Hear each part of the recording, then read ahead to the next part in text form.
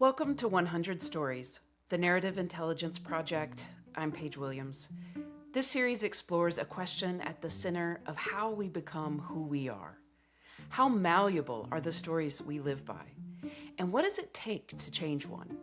Across 100 conversations, I'm speaking with thinkers, creators, researchers, leaders, people whose lives have been shaped by profound change. Together, we're examining the stories we inherit, the stories that become identity, and the human capacities that allow us to see, to question, and transform them. These conversations are helping shape the emerging field of narrative intelligence and are the foundation to my book I'm writing about it. This is 100 Stories. I'm so glad you're here. Today I'm speaking with Eyoälha, a conceptual multimedia artist. Her work explores the human condition of healing and transformation. She is my first guest on 100 Stories, the Narrative Intelligence Project. The reason I wanted Eyoälha to be on today is both a personal story of mine and also because she describes herself as being in perpetual metamorphosis, an experiential storyteller, which is very exciting for narrative intelligence. And then personally, Eyoälha and I met 100 years ago. And I was just at the beginning of my spiritual journey. And I was going to Sedona, and she said, oh, when you go to Sedona, you should go to Bell Rock, and because it's a vortex, and manifest. And I was like, okay. But I had to Google, what is a vortex? What is manifestation? And what is Bell Rock? And so that really began my spiritual journey and transformation as well. So welcome. I'm so glad you're here. Thanks for being the first. Thank you so much for having me. I'm really grateful to be here with you. Tell me about the work that has most shaped how you see yourself in the world. Hands down, when I did the Jump for Joy photo project, that really transformed me internally. It transformed the way that I interacted with people. It transformed my perception of people as well. So just a little background, that project was really about sharing and capturing the energy of joy. And I did that through taking photographs of hundreds of people of all walks of life from all different areas, from like a millionaire to someone living on the street. I really tried to touch different pockets of society. And then I took all of those photos and I enlarged them into 6x6 photos and did a massive mural with all the photos. And it was really based on the idea that news in general and media in general is very fear-based. And I became very aware of the way that impacts people, that we would be very closed off and very scared of each other and very tight towards each other. But when I started working with the energy of joy, which for me personally, I grew up on an Indian reservation. My family's Native Indian. So I basically grew up in a stew of trauma and grief and tragedy. I wanted to feel joy. I wanted to know what that felt like. I wanted to know what feeling joy and sharing that with people felt like. I started to notice that when I approached people with that energy, it reflected back to me in our conversations and the way people wanted to help me. It just started to be this beautiful transformational journey for me. That was the biggest transformational art project that I've done publicly. I've done a lot of smaller things myself, but that really changed me as a human being. What story did you develop as a result of that creative project about the world or your perception of it? I had this concept, this idea that if I could enlarge the impact of joy on the world by putting it on a larger scale, the way that the news impacts people, like every day it's in people's houses and people are addicted to it and they watch it and they just take in all that energy. And because we are frequency beings, we're energy beings, that actually influences the way we interact with each other. So what I took from that was the power behind joy and how that can change people, how it can change society, how it can bring people together. Because right now, as everybody knows, the world is very pitted against each other. I mean, it's chaos. But if we watched as much joy on TV as we watched fear and destruction, we would be an entirely different type of people. We'd be an entirely different society. We'd be different communities. That was the biggest takeaway for me, because I actually felt it real time. I got the real time reactions from people. I got the real time willingness to help each other and support each other, which was really strong during that time. And I think that was the transformational piece for me with that project. What story do you tell yourself about one of the most defining or transformative moments of your life? The most transformative story that I want to tell you today is when I decided not to believe what the media was telling me while we were in lockdown. And I was in Vancouver, and for the first time I was around people that were watching the news. I'd been living before that in a tent, and I had no access to TV, very little access to internet. So I wasn't really involved in that storyline. I had my own storyline. I was in nature. I was doing healing. I was really connected to the earth. And then when I went back to visit my family, I just didn't buy into the story. All the news was saying that we weren't allowed to travel. Everyone was locked indoors. It started to impact me, and I started to get the fear. I started to believe it. I started to think, if I leave, I'm not going to be able to come back to Canada. If I leave, I'm going to be fined. There was all this narrative going on, and I just didn't along with it. And so I had a friend living in Mexico who said, "Hey, I'm down here and I have a spare room. If you can get down here, you're welcome to come stay with me." So I decided to do that. I think I had $900. I had no money. I sold some amethysts that I had to get the airfare to go there. I don't think I even had a job. I just took a big chance. The morning that I left, I didn't even know if I could get across the border or not. I do have Indigenous status, so there's a treaty between the States and Canada which allows me to travel back and forth. And I called every government line, "Can I cross the border?" Nobody had an answer for me, so I was like, I'm just going to do it. Yeah. That morning, my mom drove me from North Vancouver to Vancouver, and there's a bridge between that goes over the ocean. We looked up, and there was an eagle circling over us. And right away, I was like, okay, this is going to be all right. We get to the bus, and the bus driver's like, "I don't think you're going to be able to cross the border." And I was like, "Yes, I am." And so we get on the bus. We're going across, and he's like, "If we get there and they don't let you through, you're just stuck at the border." And I was like, "I'm going to do it." We start driving towards the border, and I see another eagle on the way, and I was like, "That's amazing." So I text my mom. I'm like, "Oh, Mom, I saw another eagle." A few minutes later, I see another eagle, and I'm like, "Holy crap, Mom, there's another eagle." And then I was just like, I think I saw probably maybe 20 eagles. I saw an eagle nest with babies in it. I was just every time I looked out the window, there was all these eagles, probably because it was quiet, right? And all the eagles were around. And it was just this amazing, I felt so supported. It was like every ancestor, every spirit, every whatever is out there was on my side. So I get to the border. Everyone was just like, "What do we do?" All the guards were like, "I guess you can go."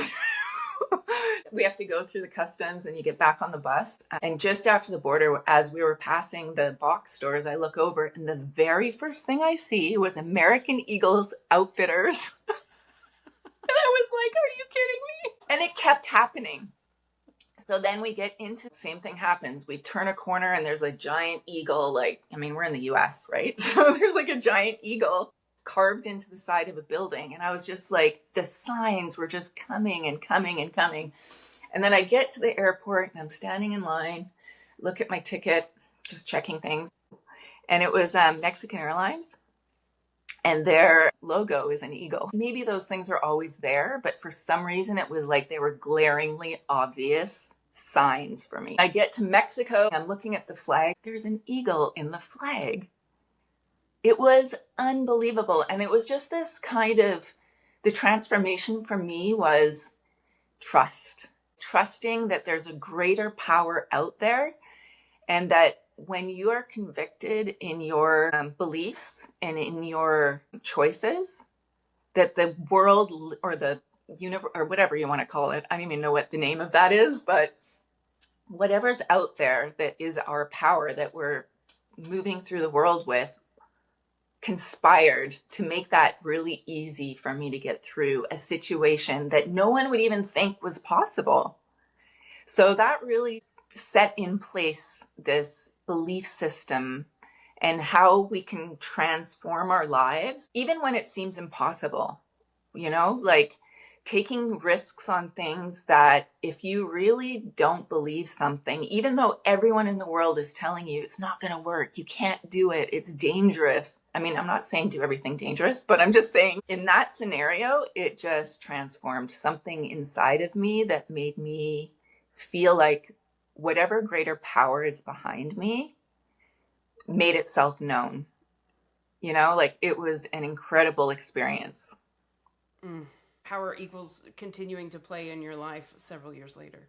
Well, also my grandmother on my dad's side held the eagle seat in our traditional heritage, I guess you would call it, like the potlatch system. So it's always just been a really powerful image for me, and it's part of one of our family lineages. We can create signals for ourselves that have meaning, and we give things meaning, right? Right. So for me, there's many ways that holds power for me. Right. Yeah. Growing up, especially from an Indigenous culture, what did you learn about who you were and who you could become? My name has really profound impact on my life because it's from the Kwakwaka'wakw language, which was the language my grandmother spoke before she was taken to residential school when she was around 5 or 6 years old, and then forced to speak English. And then having that name, my name means the wind. So when I do go to Alert Bay, which is where I was born and also where my grandmother went to residential school, the people there speak the language. So they're always joking about, Eyoälha, you brought the wind. Because every time I introduce myself, people ask me about my name. Where is it from? What does it mean? That's had a really big impact on the way I move through the world. People literally say, are you like the wind? I move through the world like the wind, sometimes with a lot of force, sometimes very gently. It's become a big part of my identity. I guess you could say rebellion comes from that as well, because learning like my culture that I was brought up in doesn't really translate to colonial culture. And I didn't realize that until recently, just because of all the healing work that I've done. For so many years, I had so many misunderstandings with people because culturally, the way that I move through the world is very different. It's tied to my name too, because it's a language, right? And that language almost went extinct. One of my aunties actually revived it and made a written language out of it because it was originally just a oral language. The survival and the perseverance has become a part of me as well. As a multimedia artist, and you can talk about your art, how do you choose which stories are yours to tell? And I think it's so interesting that your auntie decided to save the language. And here you are creating a new language through photography and multimedia. So how do you decide which story to tell? And how does that even connect back into the wind and the way you grew up and what you learned from your culture? For a long time, I didn't really use my voice in the way, like I didn't really feel comfortable being in front of people or sharing stories or anything like that. And I think I'm actually just starting to come into it. And it's been a way, like my creative, playful way of creating art and experimenting and putting that out into the world. I think I choose stories based on what I'm working through in my inner world, in my mind, and what I'm working on healing. So, for example, I shared a story about how my grandparents were both taken to residential school. And then my grandfather was one of the very first Indigenous successful business owners. And how that impacts me directly and the way that I shared the story is that the government says that it's trying to create intergenerational wealth for people. But instead of doing that, they actually took that away. So instead of me inheriting what my grandparents and my dad built, I inherit nothing. So it does become part of my story. And I've never really talked about that before. So it's new for me to be sharing that, because it didn't really feel like my story for a long time, because I had to learn and unravel a lot of my belief systems and my ways of thinking can actually impact more people than just me, you know? So how do I decide which stories I want to tell? I guess it's how it impacts me through my own healing journey and how I rewrite that story and how I look at that moving forward. And I don't want to tell people how to do that. I want to live it myself as an example, and hopefully they'll find that in themselves. As an artist, visual and narrative, how does telling a story heal you? I think telling a story is healing because there's something about being able to express ourselves, whether that's through physically moving our body, through art, through words, through song, through all these different elements. I think that has a lot to do with changing energy flow and changing frequency. And all of those things are what we're made of. We're literally atoms, right? And we're bouncing around everywhere. So if we're able to emote something and tell something or show something, I think that is ultimately the transformation. Has creating something changed the way that you understand your own life? Oh, yeah, absolutely. I think every time I create something, it's like I'm releasing something that, like, I think of pain or trauma as something dense and heavy within ourselves. I don't know if that's scientifically true. I can look into it, but that's just how I imagine it. I imagine it as something Heavy. dense or heavy or weight, like it's a weight on us.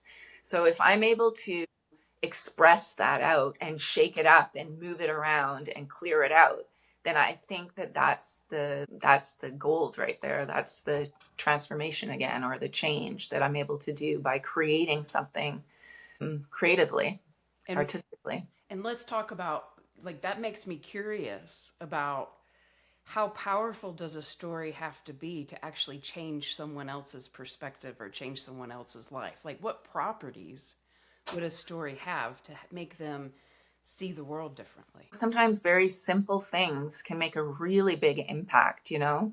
The Joy Project. Yeah. Or I saw an image recently of a flower growing through a crack in the cement. And that says so much, you know, about our resilience and our capacity, and nature, which is like my safe space, basically, you know, like the perseverance of life in general can just come from a very simple image like that. It doesn't have to be a massive thing. Right. It can be, but I think that that kind of juxtaposition of like nature coming through man-made cement is just really powerful to me, and I think it says a lot. Yeah, it's like the image of that reflects our own experience. Exactly. Nature for me is one of the greatest storytellers. I walk through nature and it just tells me so many things.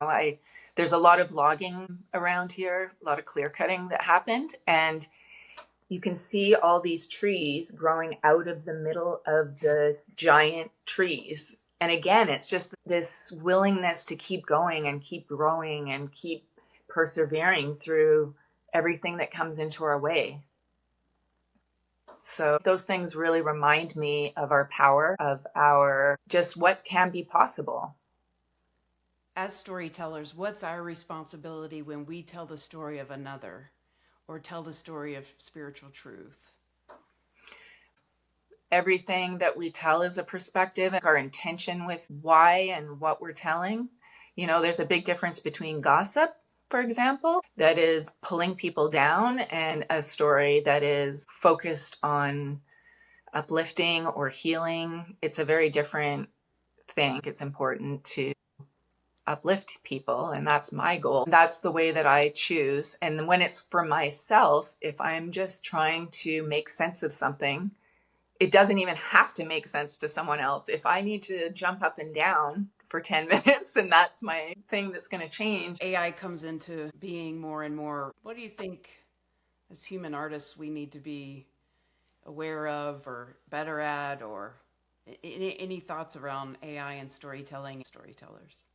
There's a huge difference because my experience so far with AI is it's very limited and it doesn't have a perspective. It doesn't have sentience. I know people are saying maybe it has consciousness, but it's basically just made up of anything that's been written down. So if it hasn't been written down, it doesn't exist on AI. So it can only come to conclusions based on what's already been thought, what's already been in a book. And even then it's limited. For example, one of the first times I used it was for a storytelling thing. I was trying to look into my birth story. And I know that in the area I was born, there's a doctor that is known within the community to have done a lot of malpractice and even killed a couple of the Indigenous kids. So when I looked him up online on, I think it was chat or whatever, it made him sound like a hero because it was from the perspective of the colonial perspective of, oh, he's this amazing doctor in a small community. And I said, can you do it in an Indigenous perspective? And it tried, but it couldn't do it. I tried 3 times. I said, can you please write this from an Indigenous perspective? But because a lot of that is just known in the community, it doesn't translate to the computer. If it's not written down, it doesn't exist. And I think remembering that we exist whether or not there's a computer. I can shut this computer and go off and live for a year, and none of those stories are going to exist online. AI, of course, it's very smart and it has the capacity to sort information and make judgments based off what's available. We're just human and we have capacities that computers don't have. Computers have capacities that we don't have. It's logical to me how we can use it for a lot of things, but it's always going to be limited because of perspective, because of culture, because there's cultures that don't even use computers, that have never written their stories, that the culture isn't represented in the perspective. There's no way every experience is ever going to be written down on a computer. When you hear the words narrative intelligence, what do you think of? What might that mean to you? Languages don't always translate. And I think narrative intelligence to me is taking into consideration that cultural perspectives don't always translate. We don't always have the capacity to put ourselves in each other's shoes because we literally don't have the words or the knowledge. So I think that learning and telling our stories are all like letting go of people understanding it from our point of view and being aware that other people might take something different from it or might understand it differently just because of the nature of being human and having different cultures and different languages that don't translate. What does story mean to you, and how has your story shifted through this healing journey you've been on? I've gone deeper within myself and I faced parts of myself that have been scary. I'm still working on it, but the more that I'm able to transform my inner world and my mind, the more I'm able to walk through the world with more knowledge, more freedom, in the sense that I think for a long time I felt very restrictive of just being myself and being able to express myself and my ideas. And so I think just an ongoing journey of healing is perpetual metamorphosis is like the storytelling, right? Yeah. Let me ask you a question about something you just said, and it's going a little deep. You said, when I can change my mind. Mm-hmm. How do you actually, tell me about that process? How do you come to the moment where your mind changes? How is transformation actually possible? Well, I've been practicing this for a very long time. And a lot of it has to do with self-reflection. So I think for a long time, I thought things were happening to me from the outside. Like, why are they doing it to me? Or, like everything is, this is happening to me rather than I'm creating this in the way that I receive the information or how I agree or don't agree with what's happening. So what I do is I reflect on my thought pattern or change a thought pattern. Like for a long time, I thought I was stupid when I was younger. I think I'm smart now. I had to practice and I'd have to pay attention every time I would tell myself, oh, I'm stupid. And I still occasionally will say something like, oh, that's stupid. It'll come back and I just witness it without attaching myself to it, let it go and rewrite the story, like think a different thought. And I do that constantly. And it really, how everyone says it's a practice, it really takes practice of being self-reflective. If something hurts me or if I get triggered, which happens a lot, if I get triggered, instead of being like, oh, that person did this to me, why am I feeling that way? Like do a little introspective, a little digging and be like, what is it about that is making me have a reaction? And can I, instead of reacting, take a pause and reflect and just think about that for a minute and see what comes up. Something will pop up. Oh, I remember that time. That's why I believed when that person said I was stupid. Instead of saying, oh, well, that's your opinion, Look at the stories we wrote at some point in our life and rewrite them. And not only just rewrite them, it's practice. Like every time it comes up, sometimes it can be instantaneous. Like, I don't agree with what your perspective, and that's okay. You can have that perspective, but it doesn't impact me. And there were things that would happen in my life that would just destroy me internally that had nothing to do with me. It was just someone's perception of me.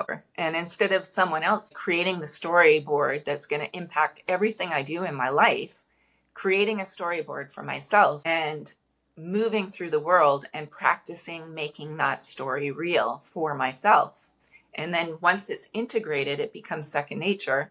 And then it's no longer an issue for me. And I can just have someone say that and be like, okay. Did you do that physically, create a storyboard of your life? Physically, I don't. Internally. I've definitely written, my dream goal is to create a home-based, nature-based healing retreat center. So I've written it out, I've imagined it, I've felt it, all the different ways that I can imagine manifesting this. I'm looking for my partners, I'm looking for the money, and maybe looking is not it. I'm drawing it to me. See that? I caught something there. That's an example. I'm not looking for it. I'm inviting it to me. So I have to change my language. I have to change my perception, because if I'm looking for something, that means I don't think it's, it's out there somewhere. But if I'm drawing it to me, it feels easier, right? Yeah, I was sitting on a table yesterday with my bodywork healer and I had this huge aha of just, I don't actually have to do anything to get what I am here to do done. Exactly. And that's a really hard one. That's a really hard one. I struggle with that all the time because I'm a busybody. I want to do. And make stuff happen. And then sometimes you work yourself into a frenzy and then it's like, but what I've started to do when I do that is I will literally close everything and just go for a walk. Mm-hmm. Go sit by the river, let it go, allow things to just settle.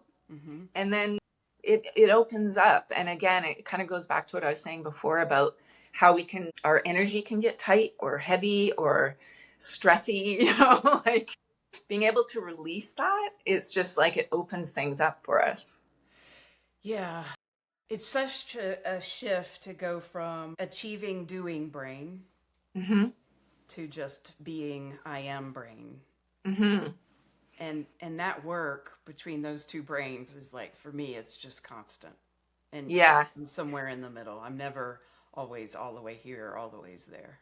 Yeah, same. Yeah. Same. Yeah.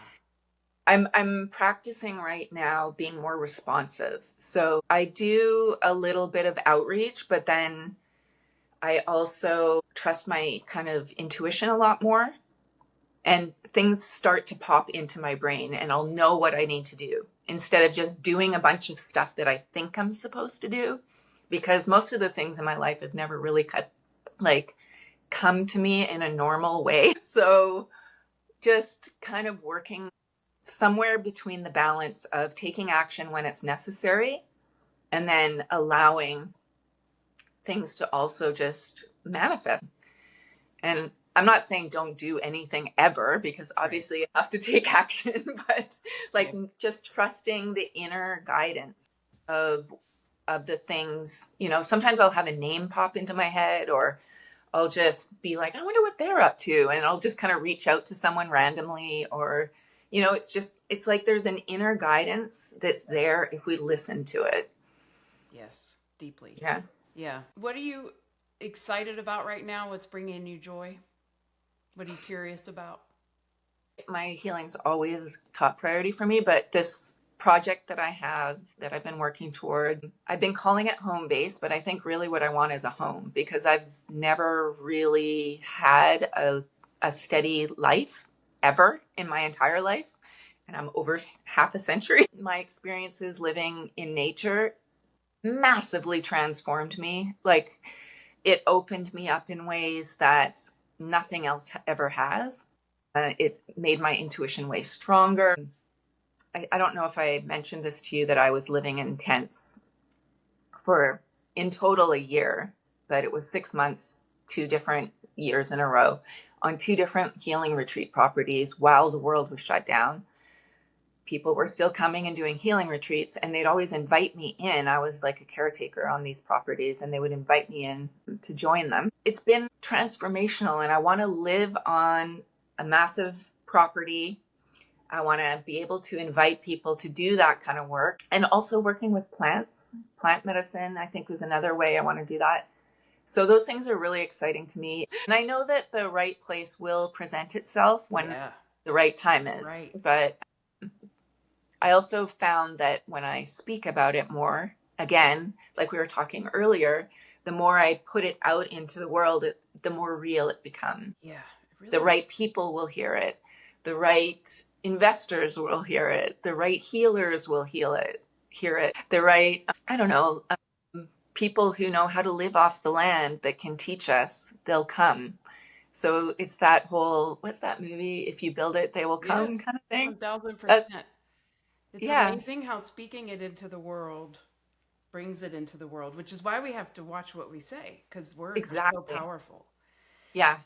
Is there anything else you'd like our audience to know, or me to know, about narrative intelligence as I research and build this field? What we speak out into the world or show the world does impact us. Our body doesn't know the difference if we watch someone get killed on TV or if it's really happening. We have to be careful about the words and the stories that we put out there, because they become real. We make them real through what we put out into the world. Amen, sister. Mm-hmm. Thank you so much. This has been such a gift. What I'm taking from this conversation is that changing a story is rarely a single act. It is a practice. Eyoälha described learning to notice an old belief, pause before attaching herself to it, question where it came from, and repeatedly choose a different story until it became second nature. I watched her do it in real time, mid-sentence. She caught herself saying she was looking for what she wanted, stopped and said, "Looking is not it. I'm drawing it to me." And that is the practice live. I also heard that stories are not carried only through words. They can live in names, images, landscapes, symbols, bodies, languages, and cultural memory.